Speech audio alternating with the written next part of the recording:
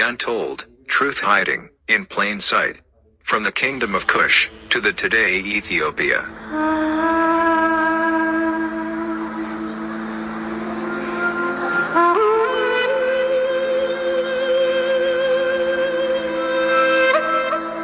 One the largest ethnic group in East Africa today, they were existed as a community of people for thousands of years in East Africa.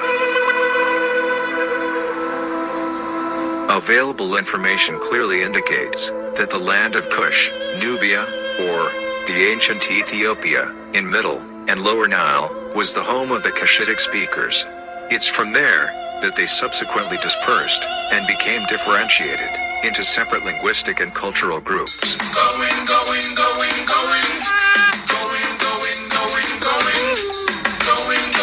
According to Marjorie Perrin, 1948 British historian and writer on African affairs, the emigrant Semites landed in a continent of which the northeast appears to have been inhabited by the eastern groups of Hamites, often called Kushites.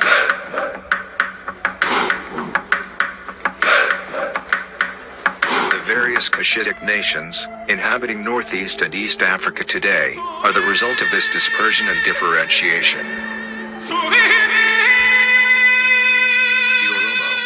One of the main groups with all tradition and culture of Kushites, starting from Nubia, spreading southwards, and then east and west, occupying large part of the Horn of Africa today. Their strong physical features, unique culture, language, and other evidences unequivocally point to the fact that they are indigenous to this part of Africa.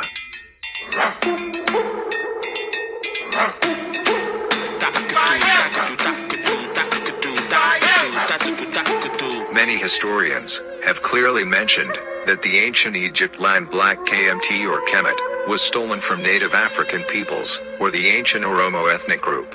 The untold truth, hiding in plain sight, is that the land Egypt today was taken by brutal force and subterfuge by European and Pale Arabs of that time.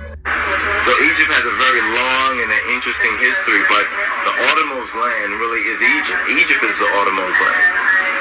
Egypt was taken from ancient Oromos. Even the linguistic evidence, because I was surprised too in doing some linguistic study. In fact, now I even want to learn Oromifa. That's what I want to learn, Oromifa, to get it right, how they say it. I like to learn that because it's a melodical linguistic search. There are several groups of people in East Africa very closely related to the Oromo today. For instance, the Afar and Somalis are very similar to Oromo in their appearance and culture. The fact that the Somali, Afar and Oromo languages share between 30% and 40% of their vocabulary could be an indication that these groups of people became differentiated very recently. Other Cushitic-speaking groups living in the same neighborhood, who are closely related to the Oromo, are Kanso, Sidama, Kambata, Duressa, Ago, Seho, Baja and many other groups. The Abyssinian history about the arrival of the Oromo people in the 16th century in East Africa from outside is a fabrication and denial of historical facts. It is a myth created by Abyssinian court historians and monks, sustained by their European supporters, and which the Ethiopian rulers used to lay claim on Oromo territory and justify their colonization over the Oromo people. However, several authorities and historic evidences have indicated that the Oromo were in fact in the northeastern part of the continent before the arrival of the Habasha.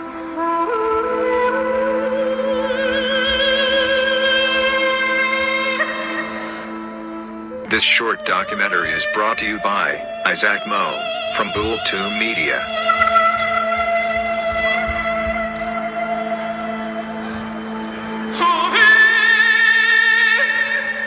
If you want to understand today, you have to search yesterday. We are not makers of history. We are made by history.